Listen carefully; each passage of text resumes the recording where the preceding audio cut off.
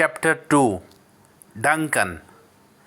No, my little spare, you are not going to like this, but you are my mate. You are going to come with me to my pack. What? No. Please, I can't. I'll graduate in 3 months. I have money saved up so I can live here and go to college. It's the only thing I have had to hold on to all these years. I promise I won't tell anyone. Believe me, I have no one to tell.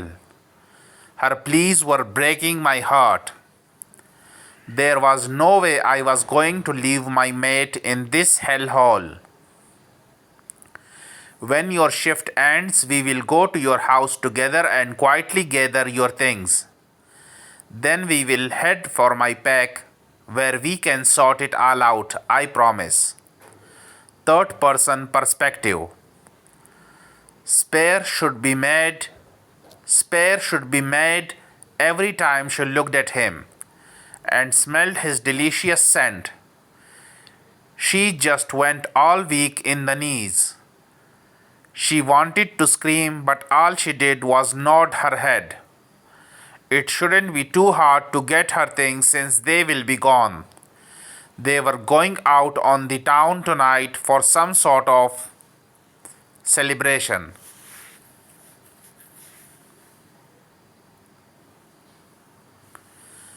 Spare finished her shift and returned to Duncan's room. He was carrying a backpack as he guided her to his truck. Okay, my little wolf. Time to get your things and I will get you far away from here. He must be almost healed because he wasn't walking funny anymore. They drove in silence as they parked on side street from her house. She took one look at him as she got out of the truck. He smiled a wolfish smile. Little wolf, don't make me chase you. At least not tonight. He could see her shiver as she walked back to her house. He knew he lied to her when he told her that the reason she had to go with him was that she knew he was there. He just couldn't leave here knowing she was living in that house with that family.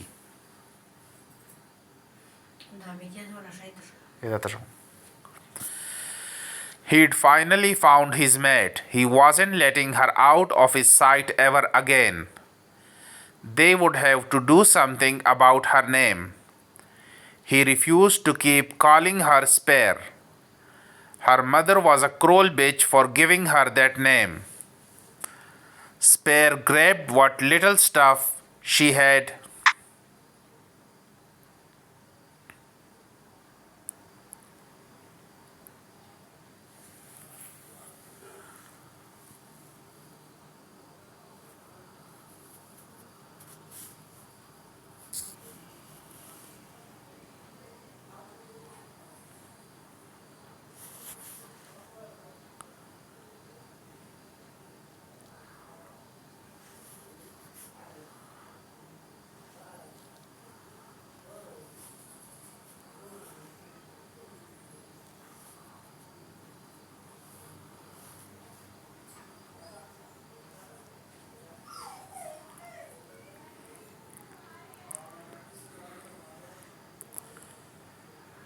Spare grabbed what little stuff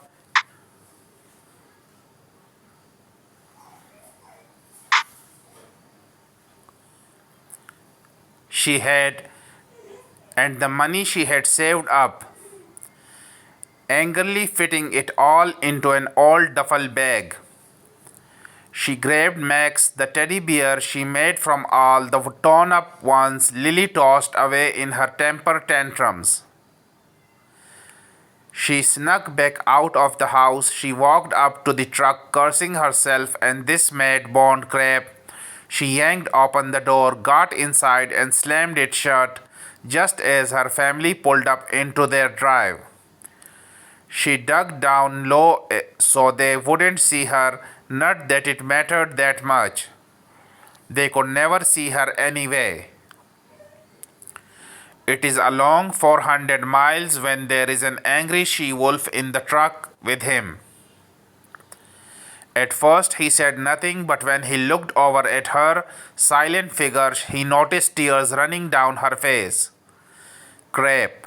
His wolf noted in his mind, you have to talk to her and we can't have our mate crying. Look, I'm sorry about your plans. I promise though to make it up to you. Your life is going to change being my Luna. My pack is strong and we have over 2000 members. All of us are warriors. You will be safe. I will make sure you never have to be around those jerks ever again. Won't your warrior pack be disappointed in a Luna that can't fight? I was never allowed to train. Duncan didn't even give a second thought about it. It didn't matter to him and it won't matter to his pack either.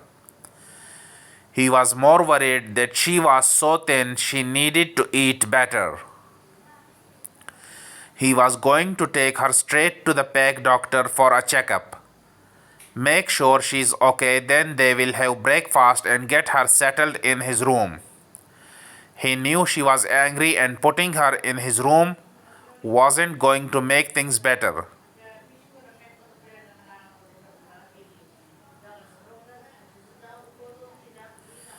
He didn't care. He was going to put her where he knew she was safe. Besides, she better get used to it. It was going to her bedroom too.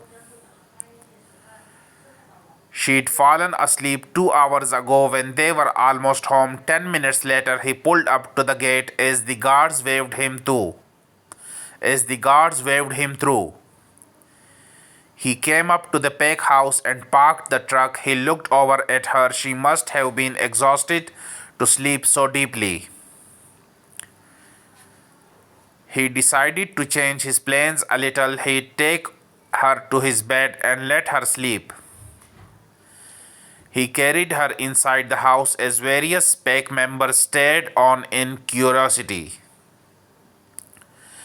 Once in his room, he laid her down on his bed, took off her shoes. Sobin de opas roda? Opas yesakana. Ire bari cha. Shoes and jacket and then covered her up with his blankets. It was a very satisfying feeling to see her in his bed. He decided to look into her duffel bag. There wasn't much there, that was for sure. An odd-looking teddy bear, a couple of t-shirts, a pair of jeans, a couple of pairs of underwear and a bra. At the bottom was an envelope. He looked inside. It must be the money she had saved up. He counted them. There were over $3,000 there. He went over to his hidden safe and put the money in there for her. He took note of the sizes of her clothes and put them all neatly in the top drawer of his dresser. He left her to sleep and mind-linked his beta Marco to meet him in his office. Marco was already there waiting for him with a big grin on his face. Duncan chuckled. Not much happens here that he doesn't know or find out. So Duncan, did you find something interesting at the Rising Nasty Moon pack? You know I did, asshole. I found my mate and you're not going to believe who she is. Well, don't keep me waiting in suspense, drama queen. Who is she?